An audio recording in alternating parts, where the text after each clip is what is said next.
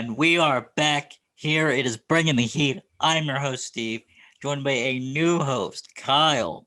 Thank you for taking time out of your day to join me on the show. How are you? After that Sixers clinching win, I'm doing fucking awesome, dude. First seed, home court advantage throughout the whole entire playoffs. Feels like 0-1, baby. It's awesome. And that's what we wanted to do on this show. So, this will actually be the first episode that we do on basketball. And so, yeah, we want to talk about the Sixers, obviously, right? I mean, hometown team, like, they're the team we're rooting for. And it's exciting because they did clinch the first seed. So, that's home throughout all the playoffs. And I think that's going to be huge for this team because I feel like, especially the last like 2 or 3 years, that Philadelphia, not even just the Sixers, but Philadelphia sports in general, has had so much potential, but it feels like they're just not hitting it. You know what I mean? Like now we have the Phillies who are like currently losing 3-0. The game just started. The Nothing new Flyers there. are terrible. Eagles are terrible. So the Sixers feel like the one team that had been consistently good, and I think they have like a high ceiling in terms of like a reasonable chance to win the championship this year. And also, what I actually like is we feed off the crowds. We're going to have full capacity crowds back for playoffs, and we're a home team. We thrive off of the crowd. Embiid, Simmons, Curry, Tobias, all of them. Great, great, awesome. I love that we have the fans back.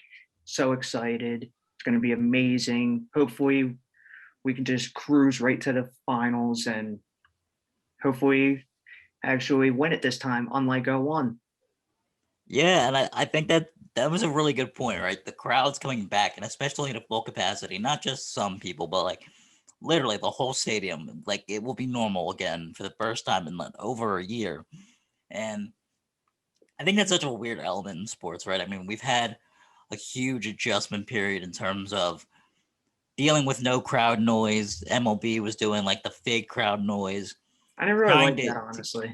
it was so weird, and because it's just artificial, right? There's no actual excitement and energy. It's just noise. And I feel like when you have a crowd, and I mean, even when we watched those games like a couple years ago, I felt like watching that was amazing because the crowd was going nuts.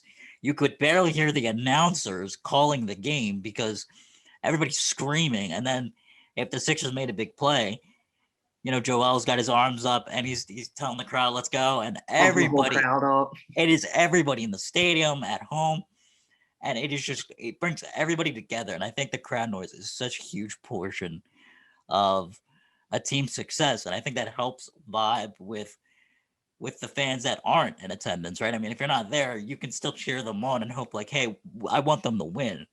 And I think that's just an excellent point. But here, so obviously we mentioned that they clinched the first seed, which I think is crucial. So I think in the East, the teams you realistically should worry about: Brooklyn, Miami, Milwaukee. Speaking of Miami, we got hopefully if we see them in the playoffs, hopefully the game the other night is not a preview of how we will play on the road. Hopefully that was a learning experience and we step it up next time.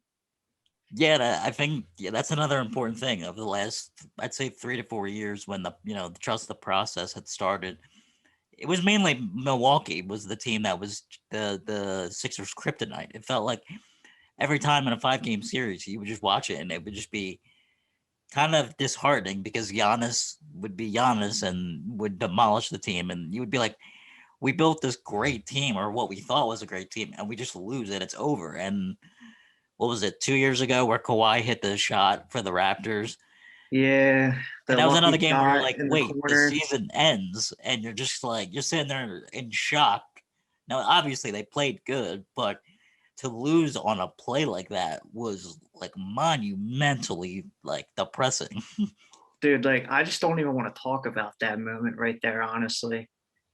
And that's the thing. The Raptors are nowhere to be found in this year's playoffs, right? So I believe that shot was only about it was 2 or 3 years ago, I forget, but it was pretty recent. And when Kawhi leaves Toronto, Goes to LA. yeah, it just shows like right now Toronto is the 12th seed. Like, are Yeah, you kidding me? Like, we're maybe 3 years out from that shot, and you guys are he not even was in. the You're not in Toronto the Raptors. play-in tournament. Like he was the Toronto Raptors basically, Pretty and then much. he actually had some guys around him, like, but he was their main guy that got him there. Yeah, I think it's interesting, right? The East is pretty competitive. I mean, a lot of people are talking about the Knicks, and yeah, they have been good recently, and they do have Well, a I mean, you decent. got to point out they got Julius Randle, Mhm. even though that he's not an actual MVP, but I would put him in that talk just because, like, if you take him away from the Knicks, where would they be? I agree. Yeah, they're not nearly as powerful. I mean, that's for sure. I mean, like they're in the fourth seed. That's crazy for Knicks fans because It's what, since 2013, I think, was yeah, I the believe last time they first made the playoffs. yeah, and that's just made playoffs, and I think that's crazy that it's not like they're scraping at the bottom, maybe barely getting the play-in tournament. Like, no, they're actually in the playoffs, and Like, they're actually a contending playoff team, surprisingly, this yeah, year. they're the fourth seed, and I think that's crazy because you got teams like Miami and Boston who are behind them, even What, Miami's Atlanta. what, sixth? They're sixth seed, right? Miami? Yeah, Miami six, And then and I where's think Boston at? They're what? Boston is seventh. Seven. Wow. Just to think that, like, they were our playoff kryptonite, like, the last, like, couple years. Like, we could not, Yep. like, play good against them in the playoffs, but yet we would destroy them in the regular season. Yeah, it's weird, man. They're only one game over 500, so they'll be in the play-in tournament trying to squeak into the playoffs. And again, another team where you're really assessing the league, not even just the league, but like the Eastern Conference. Like that's insane that the Sixers. I would say their biggest competition is Brooklyn by far. Yeah, I can see it. But Joel, I think just with Joel on that court, just in the paint, he'll shut down. And you got Ben, possibly defensive player of the year. He'll just shutting down. And you got Matisse coming off the bench. Great defensive guy off the bench. Love him. Hopefully, future defensive player of the year if he gets once he gets a starting spot in the rotation. Yeah, I think there is a big future. I think for these first, I'd say like 4 or 5 teams, right? I feel like they've put pieces in place that they can succeed for the foreseeable future. Um, but yeah, I think in terms of this season, I feel like the Sixers really just got to go through Brooklyn. I mean, Milwaukee will be a good team, but I feel like I they've feel like been we can actually take them. Like, solid. if we end up having to play them at some point in the playoffs, I feel like we could take them in like a in 5 games. I feel like they'll get Yeah, one win on us. yeah, I agree.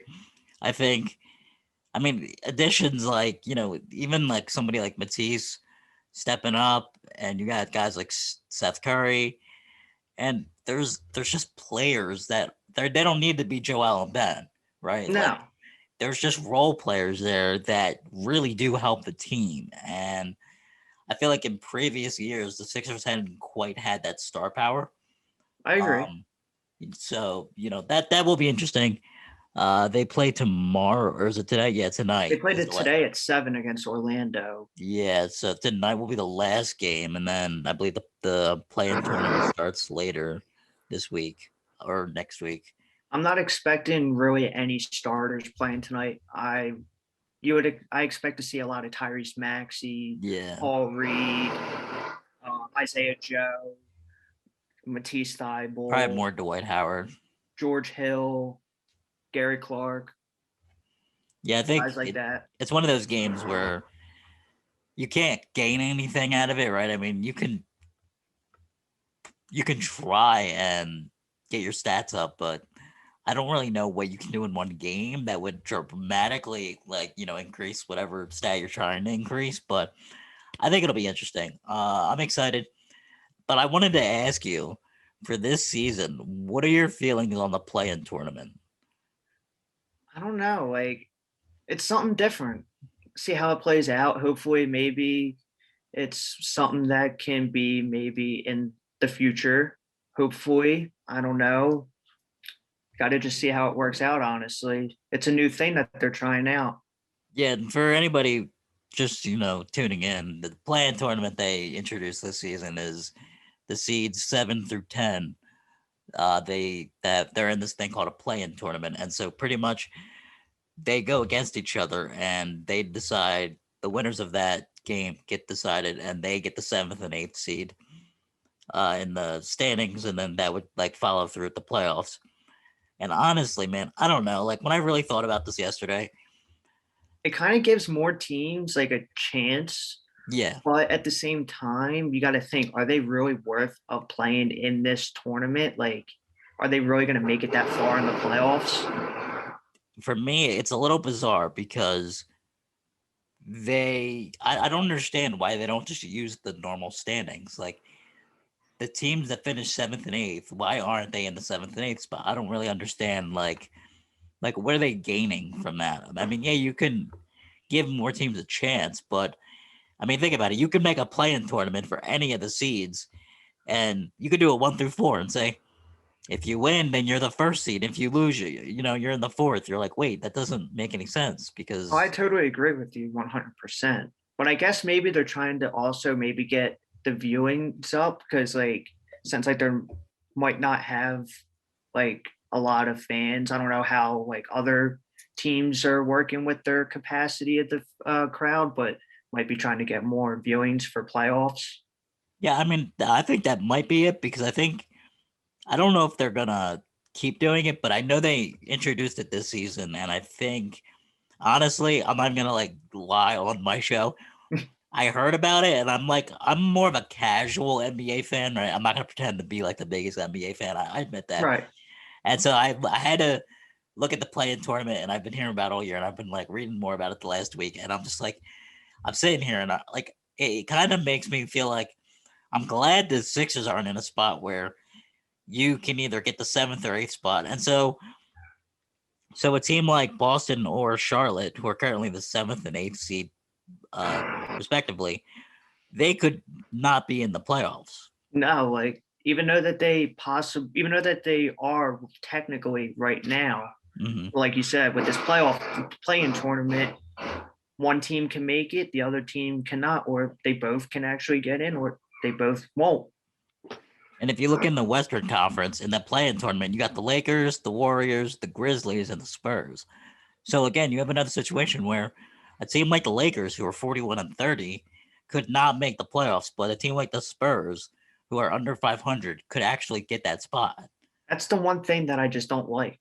I don't, yeah, like I don't know if I don't necessarily like or dislike it, but I don't understand like who does that benefit in terms of the players or like more competitive games because you're rewarding bad teams, right? Like the Spurs have a real chance to make the playoffs, even though they are the 10th seed and they should not be in the playoffs. If you're below 500 and no chance of playing in the playoffs, you shouldn't even get a chance at all. Like you're just gonna get destroyed, possibly just sweat for nothing, maybe win one game depending on who you're playing. That's the thing. I think in any sport, honestly, I don't like sub 500 teams making playoffs. Really, it's so non-competitive, and again, it rewards bad teams, right? Like you don't because that just shows you don't really have to win a bunch of games to make the playoffs, and I think that's really gonna like take charge of the not even just the NBA but sports in general. I think we're gonna see how it plays out this year. If there's any big drama in terms of teams not making it versus making it and seeing because that's it's gonna happen, right? So like You know, if the Lakers don't make it, you know you're gonna hear LeBron saying something about how like, oh, like we didn't make it because of this stupid play-in tournament. If there mm, wasn't anything of this, we would have went all the way to the finals. We would have won this and that, back-to-back champs, blah blah blah. You yeah, won't hear the end of it. I think that's true, and you know what? I think he would be correct, right? In some of that, because that's exactly how I'd feel, and I'm not even on any of these teams. It's the same like It's all true, but you're just gonna hear all the drama. yeah, It's all gonna. You already know. yeah, it'll be interesting to say the least. Um, but yeah, so I think this season has been a little strange, but I feel like it's really kind of gotten back to normal. Like I feel like we're getting introduced. Like last year was a huge detour in sports, but this year we're kind of bringing it back, and it's kind of getting really introduced back into everything. And I feel like next year will be like nothing happened. It'll be completely, I think we're going to be back to normal. I mean, this year they only played 72 games, so it's 10 games less than they normally play, but I think that's a decent amount of games, right? I mean, I think personally baseball should have went to like 80 or 82. I feel like And they should have cut the season in half. I don't feel like they're ready for a full 162 game season plus playoffs. yeah, it's hard to defend it because a sport like baseball, where you start in like sometimes the very end of March and it goes till October. Yeah, like mid October, right? Yeah, Like yeah, something like pretty that. much. And that's the thing. There's no like 2 games a week. You're playing like 5 days a week, like Yeah, easily, like you every you week. may only have like 1 or 2 off days a week, depending on your schedule. Yeah, it's crazy. And while I do like baseball, it's my favorite sport. I love watching it. I love being a fan. Love going to the games. I think everybody would benefit dramatically if they just said bring it down to 82. So now you're with basketball, hockey, and then it would be baseball. And 82 is reasonable, right? Because I think that comes out to like 2 or 3 games a week over like Yeah, a 6 month period, I believe. And that's reasonable. And guess what? Guys are healthier. So there's more breaks in between games. That means you're going to have more talent and more action happening. And I think you're going to draw more fans. And guess what? It makes every game more competitive. exactly. Like that's huge, especially baseball, where where sports like basketball and football are clearly taking the charge. And Like baseball, right hockey, now, soccer, they're all taking the back seat. basketball right now is one of the most popular sports around, right? Like out there right now. Yeah, it really is. And again, I'm more of a casual like basketball fan. I tune in and I'll watch it, but even I'm like kind of following the stories, the players. It just feels like everybody's just kind of tuning in, figuring it out, watching some certain players, certain teams. And I just feel like it's becoming more important and it's a bigger sport than it was a few years ago, at least how I viewed it.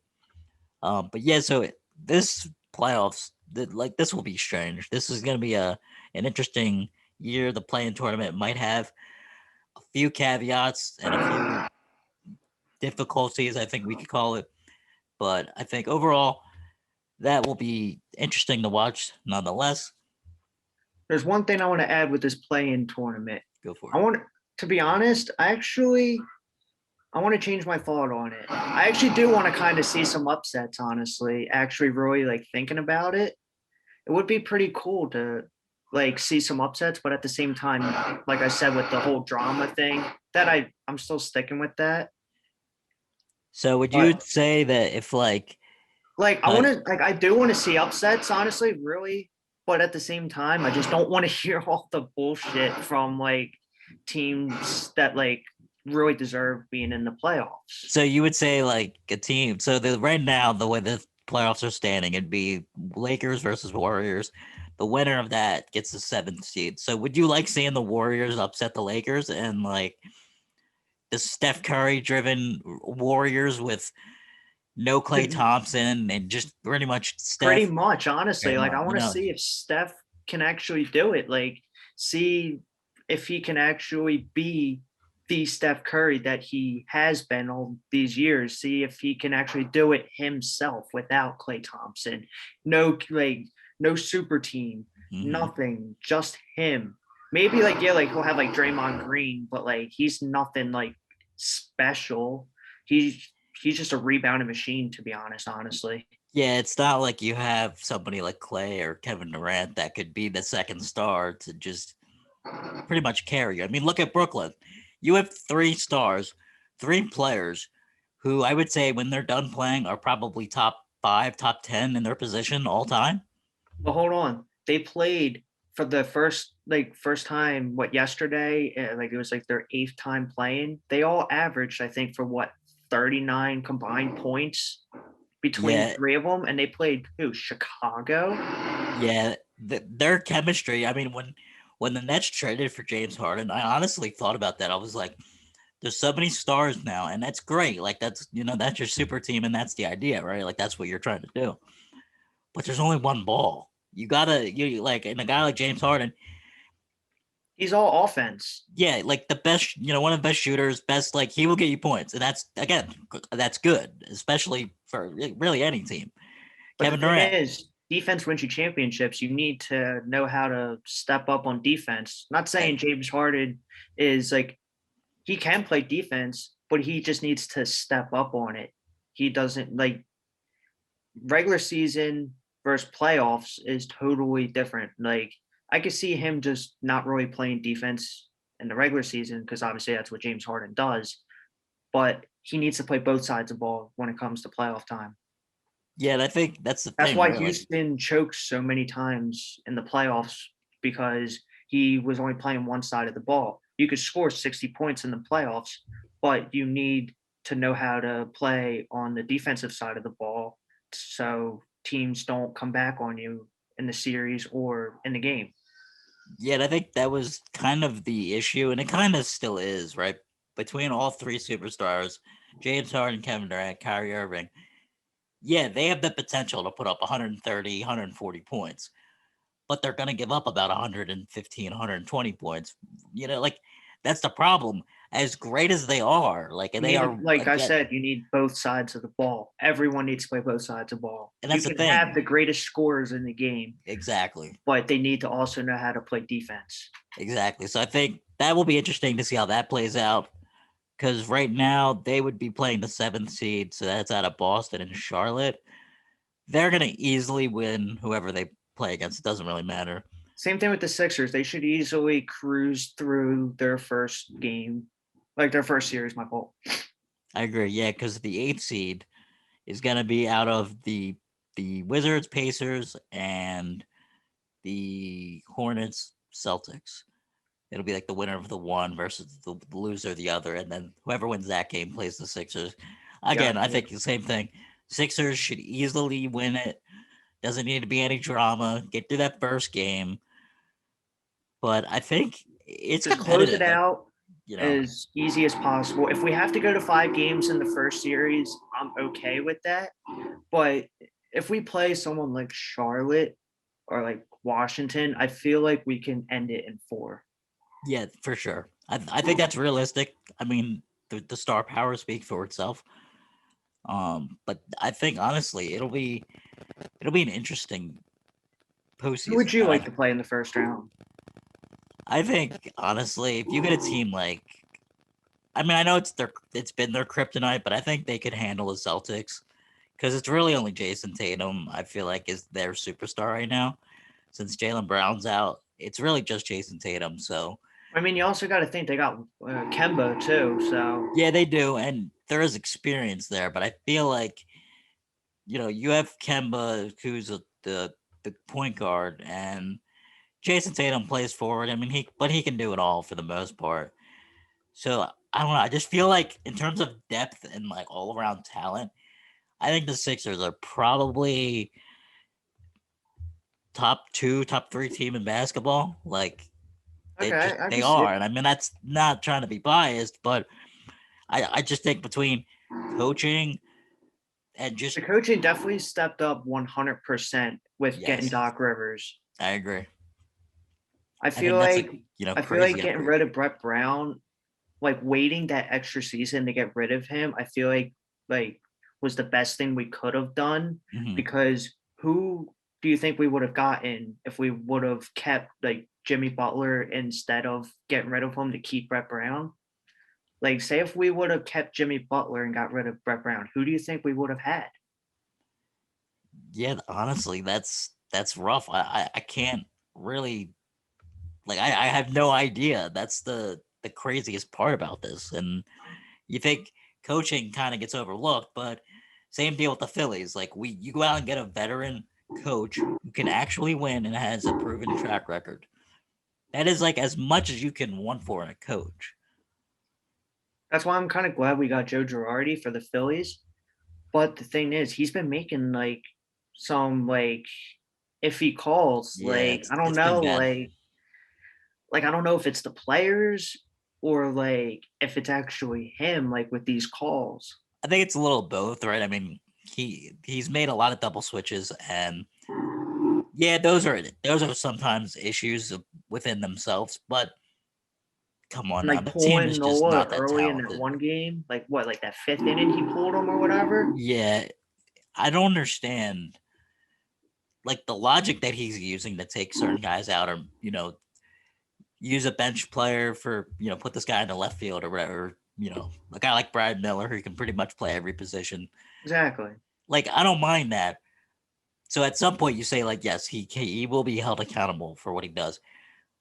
But I don't think the team is that talented. I just don't think they have enough talent to like elevate themselves to the level of like the Dodgers or the Red Sox or I mean, like even like a team like the White Sox who are not bad. Like they're another up and coming team who struggled for many years. Oh my God. Remember like they were like what, the bottom like of the standings for how many years? Yet they were one of like the top 3, 4 worst teams in baseball for many years. And now they actually have a good young team. They're finally turning it around. And the Phillies are left kind of in that same spot where we had a lot of bad years. We should be good now, but we're not. Like we are, but we're not at the same time. Like we're Yeah, I kind agree with of that. like we're good, but then like a few days later, it's like it drops Yeah, down and we're evens out, consistently goes back inconsistent. up.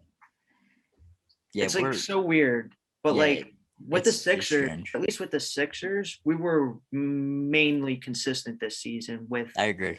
with getting Doc Rivers and with the addition of Danny Green, Seth Curry, Dwight Howard. Can't give all the credit to Doc, given getting them a couple players, and then George Hill coming off the bench. How do you feel about him?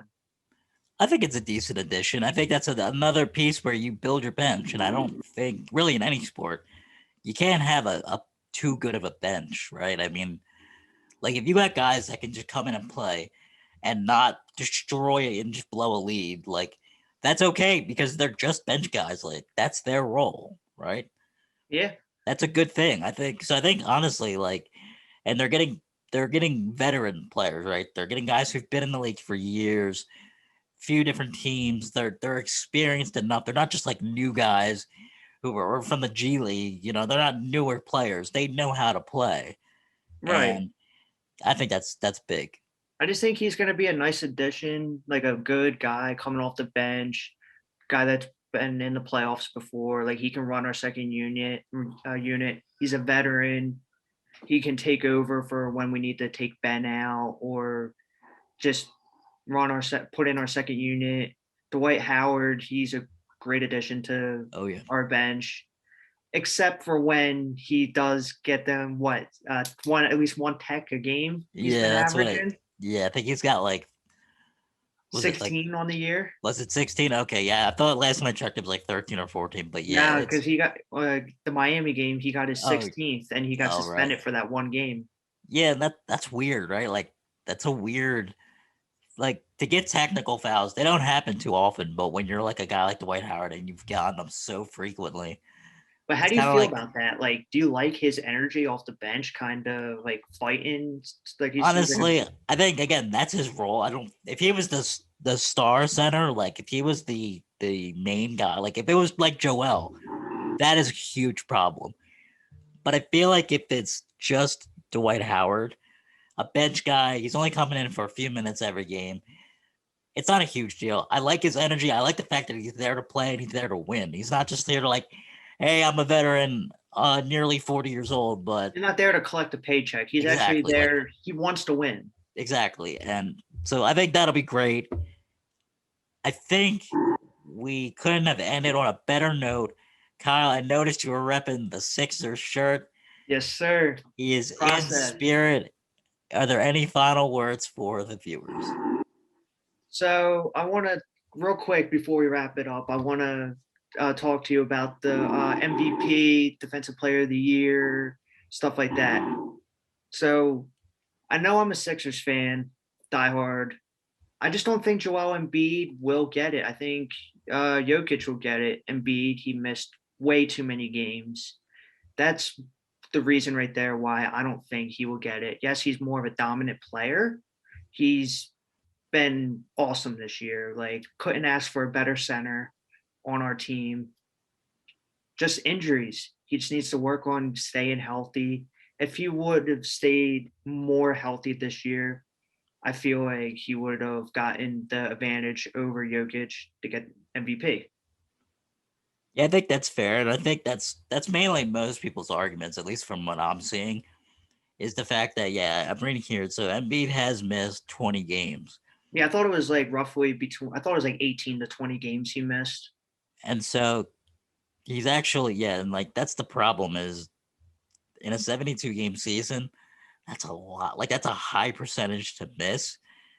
And I feel like Jokic, like points wise, Joel's got he's averaging a little more than 28 points per game. Jokic is at 26.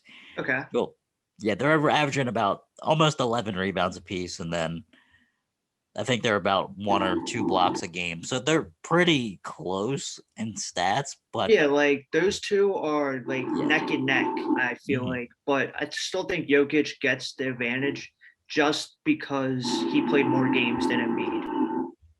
So are Which you I think is saying which I think is bullshit just because of how dominant Embiid is playing this season. Like this is his best season, in my opinion, yet. Like it just feels so great to finally see him getting into his potential to where he is at just because of from when we drafted him and we had to wait so long mhm. for him to actually get to the potential. Yeah, I agree. So are you saying that you think Joel should get MVP? I believe so. He should, but I just don't think he's going to get rewarded just Yeah, I because of agree. the games. Yeah, I agree with that. I think when you look at most valuable player, like who adds the most value, I mean, yeah, Jokic has been great and nothing taken away from him. But I feel like when But what Joel also hasn't hurt played, you see how Embiid, the Sixers play, and they're okay. Like they're not a bad team, but they're noticeably worse without Joel. but what also hurt them, well, what hurt his opportunity was when he was out. Then what? Couple games, like that week or so, he was out when he hurt his knee. We Yeah. won what all them games, maybe except one or two. Hmm. So like that also hurt his chances too because it showed that without him we were still able to win. Sure. Yeah, that's fair. I think that's a fair statement, honestly. But moving forward, defensive player of the year, do you think Ben Simmons deserves it? Yeah, I feel like Ben probably gets it. I think he's played solid enough defense, if that makes sense. Like, I mean, like who would you put as like the second place, or who would you say is contending most likely with Ben? I don't know. Like I heard a lot of people saying Rudy Gobert from on the Utah Jazz. Hmm. I Yeah, I mean, mean, that would be interesting. I mean, he might be able to get it, but but look at it this way. Remember when Ben was out with them family issues or whatever for them 4 games? We lost all 4 of them games. yeah, He came back. He started creating turnovers. He started clamping up. He started playing defense the way Ben Simmons plays defense. We started getting on a roll, turnovers, steals. Everyone like just with his energy on that court, we like turned it so much around. We started playing like the Sixers should be playing. yeah, and I think in terms of stats, Rudy Gobert is slightly like rebound, minutes played, they're about 30-ish, 31 minutes a game. For rebounds, Rudy Gobert's averaging a little over 13, Ben's about 7. Yeah, I figured he would get him obviously in the rebounds. And like blocks, same thing, about 2 rebounds to Ben's like 1. So stats wise, Rudy Gobert probably like would qualify better, like more as defensive player, Yeah, right? Like I think that's a fair statement, but I don't know honestly. I think I feel like that's a tighter race right. than MVP. Now, real quick before we end the show, coach of the year. What's your take on that? Honestly, when I think coach of the year, I feel like you should look at what the team was last year versus this year. And if I'm looking around the league, we'll do both conferences, but like I think like total, I'll probably give it to like Steve Kerr because I just think it's crazy how like he's really just had Steph Curry and it was heating up the last month and a half. And I feel like that just I don't know, to me when I'm looking for a coach, when you could see that team last year and say like, okay, they were good. Clay Thompson was out and they got hurt again and he was gonna be out this season. It was like, okay, you really only have one huge like one star and only as of recently he was like heating up like every game putting up over 30 points a game. It was insane. Yeah, And he even inserted himself in the MVP race. I don't think he's even like close in terms of getting it, but he still gets the discussion going. he's And definitely in the conversation, no doubt. exactly. So I would probably say Steve Kerr. What about you? Um, Not just because I'm a fan of this team. I feel like Doc Rivers should get it just because of how, yes, the Sixers were obviously a playoff team last year. They were contending, but they could never close games out. Yes, they still have trouble this year with it, but they closed more games out this year than with Brett Brown. I feel like Doc Rivers is turning the team around. Tobias is actually playing like he was when he played under Doc Rivers when he was Mhm. on the Clippers. So I feel like Doc Rivers has gotten this team better than how Brett Brown obviously did, because obviously Brett Brown could never close a game out. He could never get past like this first, maybe sometimes the second round in the playoffs. Mhm. Just I don't know, just the way Brett Brown was coaching, just it was like, turning a lot of the fans off, honestly. I think that's fair. But that will wrap up this week's episode. Like I said, we will be covering more basketball. I like to give a good range of sports, to kind of give the viewers some interesting stuff to look at. Kyle, want to thank you once again. I appreciate you giving me some of your time. We were able to talk some Sixers basketball, see how the season was unwinding and kind of finishing. But I am excited. It has been a successful day, and I cannot wait to have you on again. Thank you so much for coming on, and And, well, and I thanks will for having me. definitely invite you on for another episode. Like I said, thanks again for having me. It was amazing time. Definitely have to get back on here again soon, dude. Oh yeah. All right, man. I'll see you.